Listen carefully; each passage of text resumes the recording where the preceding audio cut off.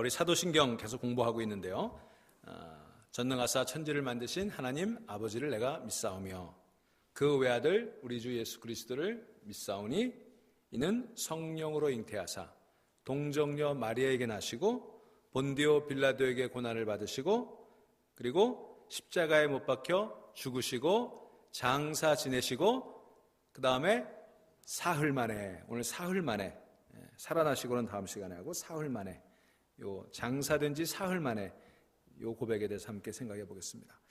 자, 우리 지금 본 대로 사도신경에는 예수님께서 십자가에 못 박혀 죽으시고 땅에 묻혀 장사 지내시고 그리고 사흘 만에 부활하셨다 이렇게 되어 있죠. 사흘 만에.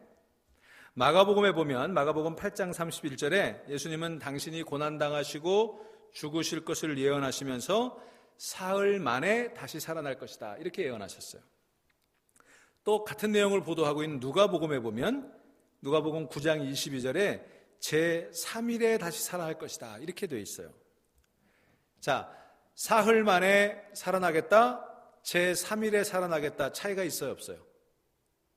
어떠세요? 여러분 이렇게 질문하면 헷갈리시죠? 같아요 달라요? 사흘 만에와 제3일은 같아요 달라요? 잘 모르시겠어요? 자, 미국에 가서 공부하면서 제가 신학교에서 이 문제를 가지고 미군 교수와 학생들 사이에 이렇게 한참 논쟁하는 걸 본 일이 있어요. 왜 그런가 그랬더니 예수님이 죽으셨죠? 십자가에 죽으셨죠? 그리고 부활하셨죠? 그 시간이 얼마나 되는지 아세요? 예수님이 요일로 치면 금요일 오후 3시경에 운명하셨어요. 그리고 언제 부활하셨어요? 요일로 치면 썬데이 아침에, 일요일 아침에 부활하셨죠. 그러니까 금요일 오후 3시부터 썬데이 아침까지면 시간상으로 얼마가 돼요? 그죠? 24시간 조금 넘죠. 48시간이 안 돼요. 그죠? 자, 이 이유 때문에 학생하고 선생님하고 논쟁하는 걸 본 일이 있어요. 한국에서는 전혀 그런 논쟁 생각지도 안 해봤는데 그렇더라고요. 왜 그런가? 저 이해가 잘 안 됐어요. 그런데 시간에 대한 개념이 미국 사람하고 한국 사람하고 틀려서 그래요. 여러분 가령 우리 나이를 계산할 때도 그렇죠. 우리 12월 31일에 태어난 사람들이 있어요. 굉장히 억울하죠. 한국식 나이로 치면 1월 1일이 되면 나이가 몇 살입니까? 2살이 되죠. 한국 나이로 치면 2살이 되는 거예요. 그래서 미국 오면 어떤 사람들은 생일이 좀 늦은 사람들은 2살이 어려지기도 하고 또 2살이 많아지기도 하고 이런 경험들이 있죠. 미국 사람들은 12개월이 돼야 1살을 칩니다. 근데 우리는 그냥 해가 넘어가면 태어난 때 1살, 해가 넘어가면 2살 이렇게 되는 거죠. 자, 이 숫자에 대한 개념이 동서양에 틀리고 한국과 미국이 틀려요. 근데 유대인들의 시간 계산법은 우리랑 상당히 비슷합니다. 이게 성경에 보면 유대인들은요 우리랑 정서가 굉장히 비슷해요. 유대인들은 사실은 동양적인 사고, 이 히브리적 사고와 헬라적 사고를 나누는데 동서양의 그 사고가 참 틀려요. 서양은 굉장히 논리적입니다. 근데 서양은 논리적이고 동양은 감정적이에요. 그죠? 그리고 서양은 굉장히 객관적이고 동양은 주관적입니다. 그 대표적인 경우가 어떤 경우냐면 우리 요리 같은 거 할 때요. 레시피, 요리법 얘기할 때 서양 사람들은 몇 도에 몇 그램, 무슨 몇 분 이게 정확하게 나오잖아요. 그러니까 요리가 하면 다 비슷해요. 근데 한국 사람들은 그런 게 있어요 없어요? 여러분 요리하시는 거 요리법 써라 그러면은 그냥 적당히 듬뿍 볶는 것도 센 불은 도대체 어떤 불이 센 불이에요? 미국 사람들처럼 425도 10분 이래야 되는데 그냥 중불에 적당히. 도대체 적당히는 몇 분이 적당해요? 푹 삶고 이런 거죠. 이게 틀려요. 그러니까 서양과 동양의 사고가 틀립니다. 이 한국 사람들은 시골 같은 데 가서 길을 물어보면 혼돈하기 쉬워요.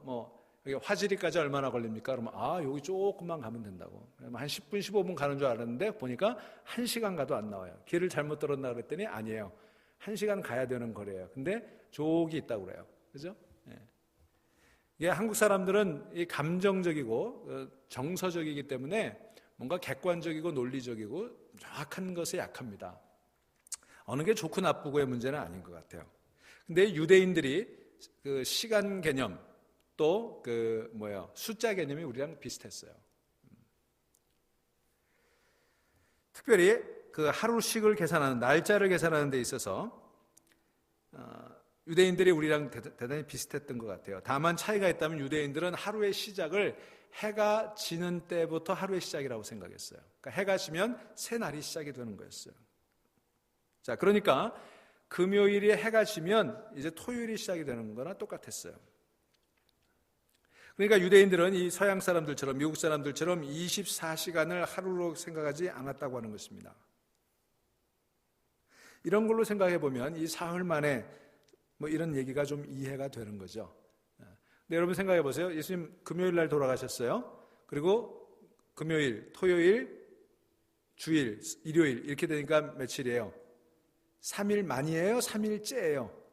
이것도 헷갈리시죠? 우리 말 어법에 따라 좀 틀린데, 첫째 날, 둘째 날, 셋째 날, 3일째 부활하셨죠?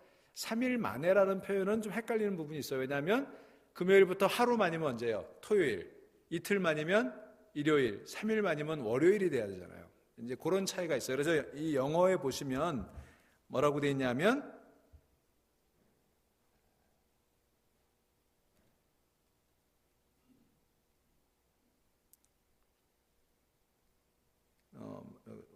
이렇게 안 보이나? The third day라고 되어 있어요. third day. 그러니까 세 번째 날.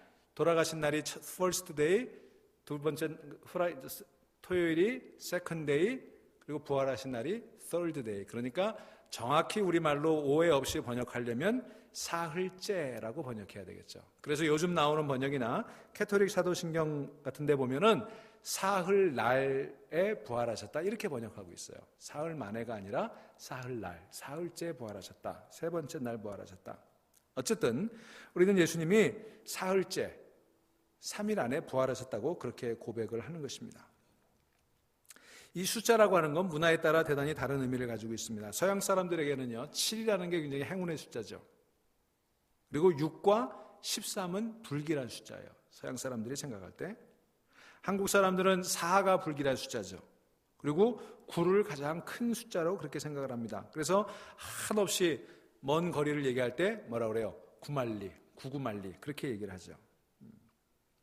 유대인들에게는 3, 7, 12 이런 숫자가 중요했어요. 이 숫자가 다 완전 숫자라고 생각을 했어요. 그래서 이 숫자를 채워야만 안정감이 생기는 거예요. 여러분 성경에 나오는 많은 숫자들이 다 뭐예요? 3일 만에 7일째 또 12명 제자 다 이런 숫자로 되어 있는 것들을 기억하실 수 있죠. 2는 불안하고 4는 넘치는 거예요. 3이 완전 숫자라고 했을 때 2는 불안하고 4는 넘치는 게 이 유대인들의 생각이었어요. 그래서 6은 모자라고 8은 넘치는 거죠. 그래서 6이 세 개 합한 숫자 666 이거를 굉장히 가장 불길한 숫자라고 생각을 하고는 했다고 하는 것입니다. 이게 다 의미예요. 의미. 그러니까 유대인들은 의미를 중요시 여겼어요. 그러니까 여러분들이 성경을 읽을 때 헷갈리시면 안 되는 것 가운데 하나가 성경에 나온 숫자는 객관적인 사실을 보도하는 경우들도 있지만 많은 경우는 어떤 상징적인 의미를 담고 있는 거예요. 근데 이걸 자꾸 객관적인 숫자로 그렇게 해석을 해서 이해하려고 하면 오해가 생길 수도 있다고 하는 것입니다. 자, 어쨌든 유대인들은 3, 7, 12 이런 숫자를 굉장히 중요하게 여겼는데 그래서 완전 숫자라고 불렀죠. 근데 그 완전 숫자 3개 가운데 3이 가장 작은 완전 숫자예요. 가장 작은 완전 숫자. 그래서 사흘 만에 사흘째 부활하셨다. 제3일에 부활하셨다 하고 하는 이 표현은 가장 작은 완전 숫자인 3에 기초하고 있는 거예요. 그러니까 사흘이라고 하는 시간은 어떤 시간이에요? 완전한 것이 이루어질 수 있는 가장 빠른 시간이죠. 가장 가까운 시간이에요.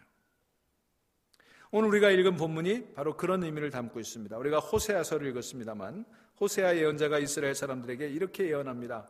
오라 우리가 여호와께 돌아가자. 여호와께서 우리를 찢으셨으나 도로 낫게 하실 것이요 우리를 치셨으나 싸매어 주실 것이다. 이제 회개를 촉구하는 거예요. 패역한 이스라엘 백성들을 향해서 우리가 하나님께 돌아가자, 회개하자. 그러면서 뭐라고 그럽니까? 여호와께서 이틀 후에 우리를 살리시며 셋째 날에 우리를 일으키시리니 우리가 그의 앞에서 살리라 이랬어요. 그러니까 호세아 선지자가 지금 여기서 강조하고 있는 것은 우리가 회개할 때 그 회개에 신속하게 응답하시는 하나님의 은혜를 강조하고 있는 거예요. 우리는 더디 회개하지만 우리가 회개하면 하나님은 신속하게 응답하신다는 거예요. 우리의 회개를 금방 받아주신다는 거예요. 이스라엘 백성들의 뿌리 깊은 죄악을 심판하신 하나님은 그들이 회개하는 즉시로 그들을 회복시켜 주신다는 거예요. 그 표현이 이틀 후에 싸매 주실 것이고 사흘 후에 고쳐 주실 것이다. 낫게 하실 것이다. 그런 표현이었어요. 그러니까 여기서 말하는 사흘 만에라고 하는 표현, 이 사흘이라고 하는 표현은 두 가지 의미를 가지고 있어요. 하나는 하나님이 정하신 시간이라고 하는 의미와 동시에 가장 빠른 시간 안에라고 하는 의미를 담고 있다는 것입니다.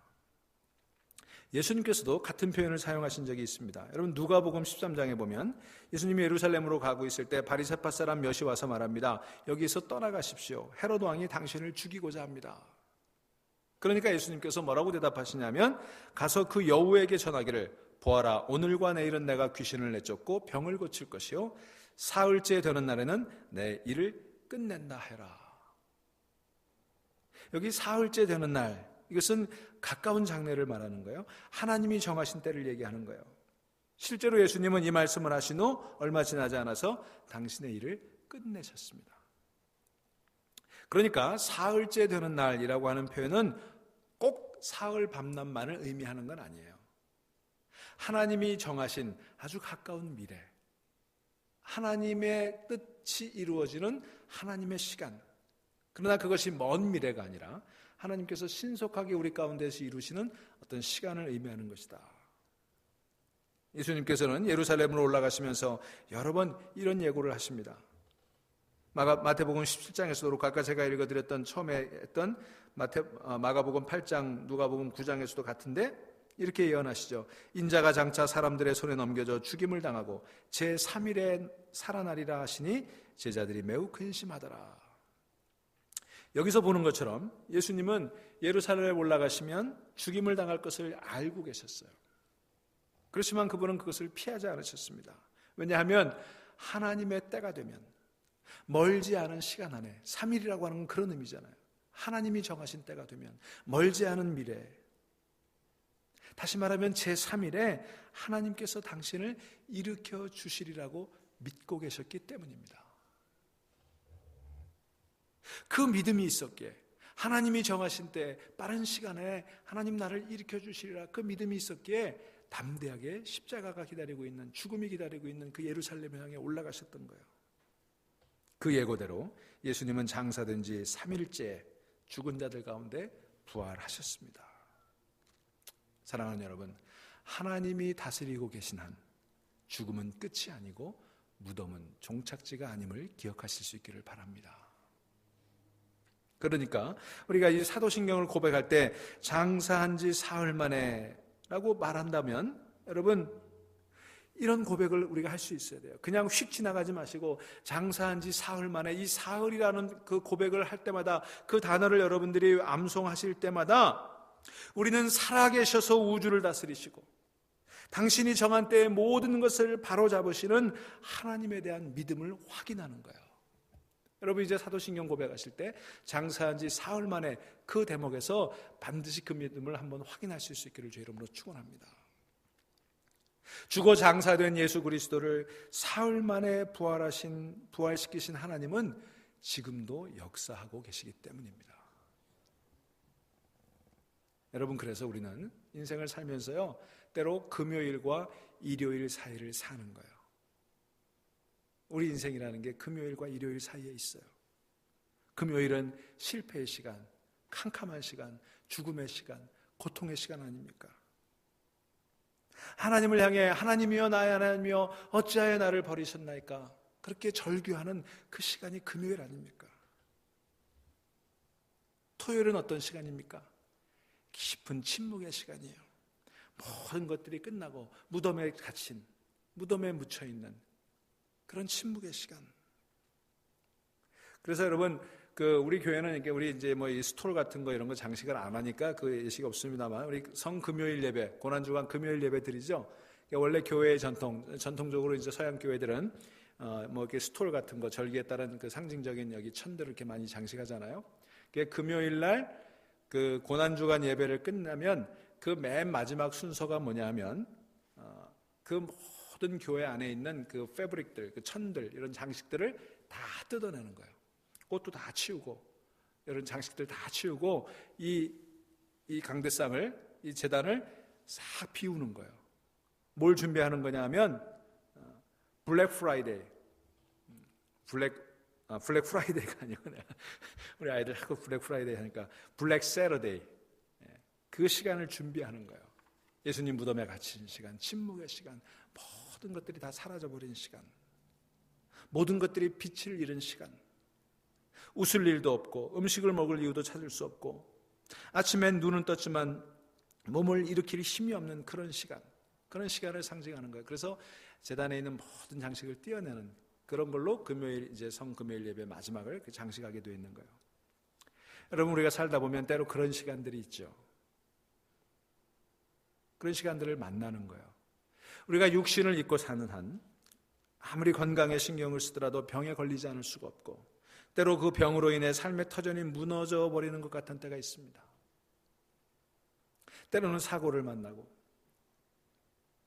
때로는 뜻하지 않는 질병의 공격을 받고, 그로 인해 영원히 돌이킬 수 없는 어떤 그런 수렁에, 장애의 굴레에 갇히기도 합니다. 어느 날 갑자기 몸이 제대로 말을 듣지 않을 때, 여러분 그때 깊은 수렁에 빠지는 그런 경험들을 하지 않습니까?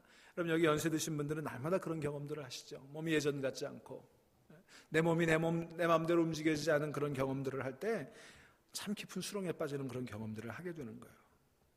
그뿐 아닙니다. 재정적인 문제도 우리의 삶을 한순간에 무덤 속에 던져넣습니다. 여러분 돈에 집착하지 말아야 되겠습니다만, 그래서 정도 이상으로 탐욕을 부리는 것은 문제가 있습니다만, 하지만 여러분 살아가는데 돈 있어야죠. 그죠? 돈이 있어야 되는 거예요. 그렇지 않으면 우리 삶의 기초가 무너져 버리는 거예요. 우리 흔히 이런 얘기 많이 하지 않습니까? 사람이 거짓말하냐? 돈이 거짓말하지. 그게 사실이에요. 정말 돈이 없으면 불가피하게 인간성이 망가지기도 하고 원치 않게 거짓말쟁이가 되기도 하고, 여러분 그런 경험들 해보셨잖아요. 인간관계도 그렇습니다. 심하게 뒤틀린 인간관계는요, 우리의 삶을 지옥처럼 만들어버려요. 여러분 가난은 참겠지만 사람 관계 깨진 건 정말 견디기 힘들잖아요. 그죠? 특별히 가까운 사이에 문제가 심각해지면 캄캄한 어둠 속에 내동댕이 쳐진 것 같은 그런 느낌을 갖게 됩니다. 부부 사이에 또는 자녀와 부모 사이에 문제가 생기면 가정이 무덤처럼 되어버리고 전쟁터가 되어버려요. 직장에서 그런 일이 일어나면 출근하는 것이 마치 도살장에 끌려가는 심정이에요. 누군가 문제가 생겨서 소송에 휘말려 보셨습니까? 여러분 그 파괴력은요 상상을 초월합니다. 이 모든 것들이 우리가 육신을 입고 이 세상에 살다 보면 당할 수밖에 없는, 때로 겪을 수밖에 없는 그런 고난들입니다. 이런 고난들만 있는 건 아니에요. 때로는 우리가 하나님 뜻을 이루기 위해 고난을 당하기도 합니다. 복음을 전하는 과정에서 혹은 하나님 나라를 위해 헌신하다 보면 고난을 피할 수가 없게 되어 있습니다. 선한 뜻으로 교회를 위해 헌신할 때도 그렇습니다. 교회를 열심히 하는데 어려움이 찾아와요. 하나님의 나라가 확장된 것을 방해하는 세력이 아직도 만만치 않은 힘으로 버티고 있기 때문에 그런 일을 우리는 언제든지 만나게 되는 것입니다. 그것을 누구보다 아주 절실하게 경험했던 사람이 바로 사도 바울이었어요. 복음을 위해서, 교회를 위해서, 잃어버린 영혼을 위해서 그는 모든 것을 바쳐 일했습니다. 하지만 그는 모함과 오해와 질투와 박해로 인해 엄청난 고생을 했어요. 차라리 태풍을 만난다든지 굶주린다든지 이런 건 괜찮았어요. 그가 당한 모함과 오해와 질투와 박해는 정말 견디기 힘든 것이었습니다. 그래서 그가 갈라디아서 6장 9절에서 자신의 경험을 바탕으로 이렇게 권면하는 거예요. 우리가 선을 행하되 낙심하지 말지니. 좋은 일을 행하면서 낙심하지 말자는 거예요. 고난 당할 일이 있지만, 낙심할 일이 있지만 그때 견디자는 거예요. 이처럼 우리가 당하는 고난이 어떤 형태이든 그 고난이 우리에게 다가오고요, 때로는 그 고난이 한없이 지속되는 것처럼 보일 때가 있어요. 끝이 없는 것처럼 보일 때가 있어요. 정말 삶의 끈을 놓아버리면 혹시 편할 것 같은 그런 정말 막막한 심정을 경험할 때가 있다고 하는 것입니다. 여러분 그런 경험들 몇 번씩 다 해보셨잖아요.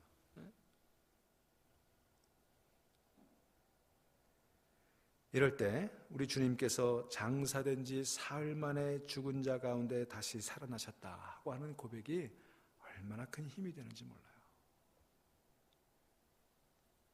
여러분 죽음은 고난의 절정 아닙니까? 고난은 우리가 가장 견디기 어려운 가장 두려운 대상 아닙니까? 그런데 우리 주님께서 사흘 만에 다시 살아나셨습니다. 여러분 이걸 기억할 수 있기를 주의 이름으로 축원합니다. 창조주 하나님께서 당신의 뜻을 위해 죽기까지 복종하신 예수 그리스도를 당신이 정하신 때에 죽은 자들 가운데서 일으키셨음을 기억하실 수 있어야 되는 것입니다. 그 하나님이 지금도 역사하고 계심을 믿으시기 바랍니다. 우리 조상들이요 늘 하던 얘기가 있어요. 어려운 현실들 이런 일을 당할 때마다 또 자녀들이 굉장히 힘들고 어려울 때마다 우리 어르신들이 많이 하던 얘기가 이런 얘기예요. 새밤만 기다려라. 새밤만 기다려라. 그런 얘기 들어보셨어요? 새밤만 기다려라. 새밤만 자고 나면 된단다. 여러분 이 말은 진리라고 생각이 들어요. 우리 조상들이 예수님 알지도 못했는데 아주 굉장히 성경적인 얘기한 거예요. 새밤만 지나면 된다. 사랑하는 여러분, 새밤만 자면 되는 줄로 믿으시기 바랍니다. 사흘이면 달라지는 거예요. 지금 당하고 있는 고난이 사흘이면 끝나는 거예요. 하나님이 정하신 때 머지않은 장래에 끝이 나는 줄로 믿으시기를 바랍니다. 하나님의 때가 되면 지금 끝이 없는 것처럼 보이는 그 고난 끝나게 돼 있어요. 하나님 보시기에 다 됐다 싶을 때 하나님은 모든 것을 바로 잡으시는 것입니다. 여러분 오늘 이 사도신경의 고백 가운데 이것을 믿으실 수 있게 되기를 바랍니다. 제가 좋아하는 미국의 설교자 가운데 토니 캄플로라고 하는 분이 있어요. 제가 가장 좋아하는 분인데 이분은 펜실바니아에 있는 이스턴 대학에서 사실은 사회학을 가르치는 분이에요. 목사님이고 신학자인데도 사회학을 가르치는 분이에요. 근데 그분이 쓴 책 가운데 It's Friday but Sunday is coming 이라고 하는 책이 있어요.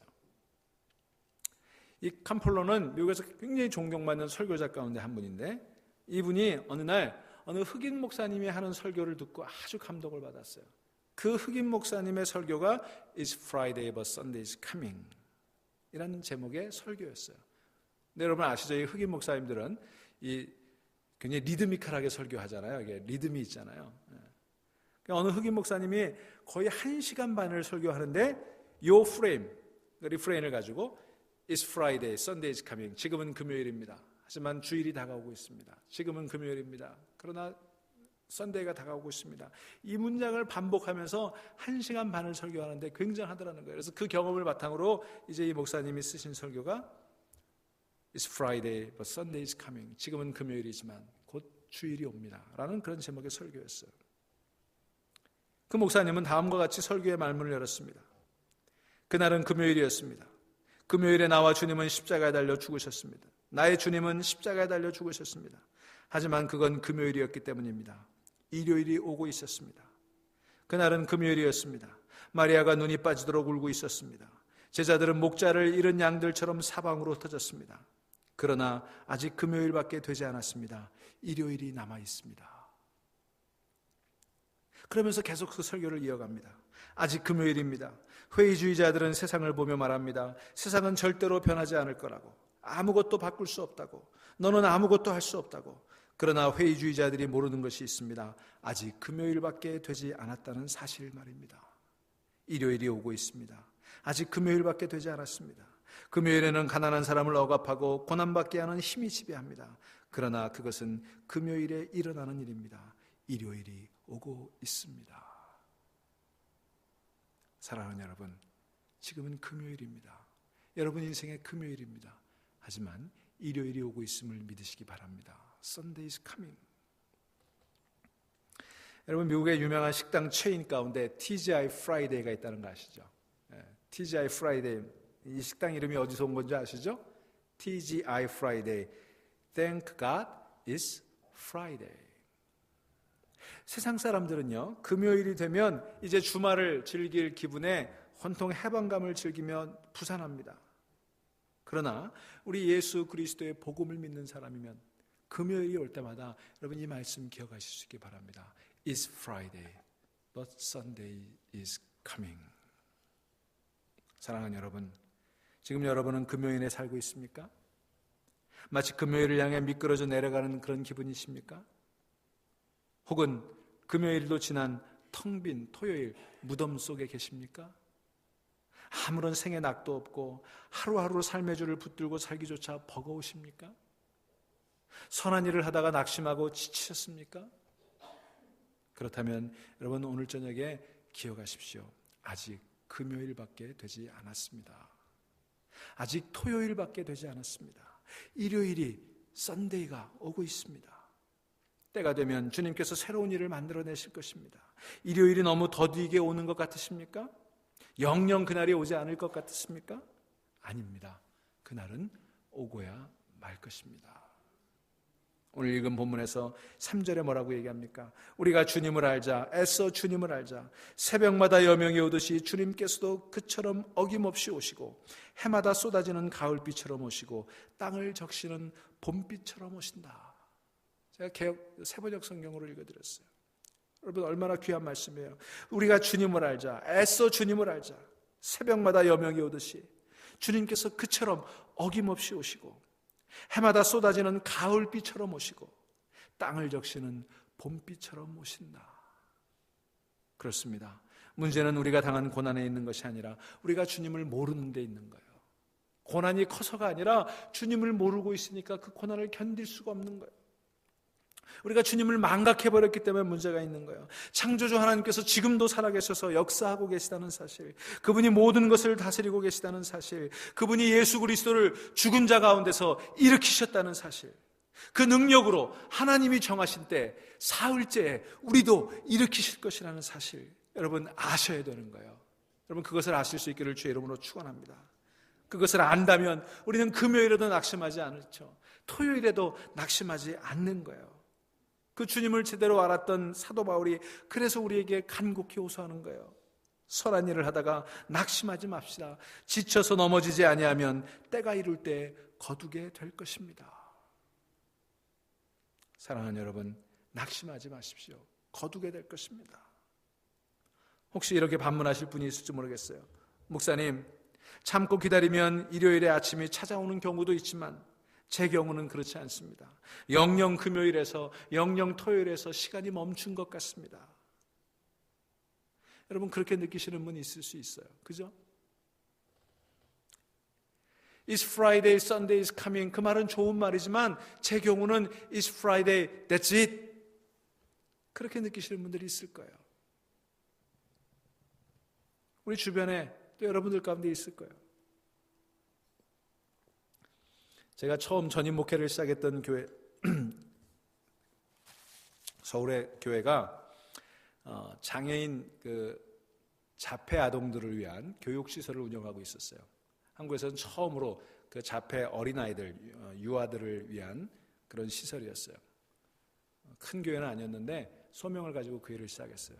그래서 그게 이제 교회가 있고 바로 옆에 사택이 있고, 제가 그 사택에 살았는데 저는 2층에 살고 그 1층에 그 사랑의 집이라는 자폐 아동 교육시설이 있었어요.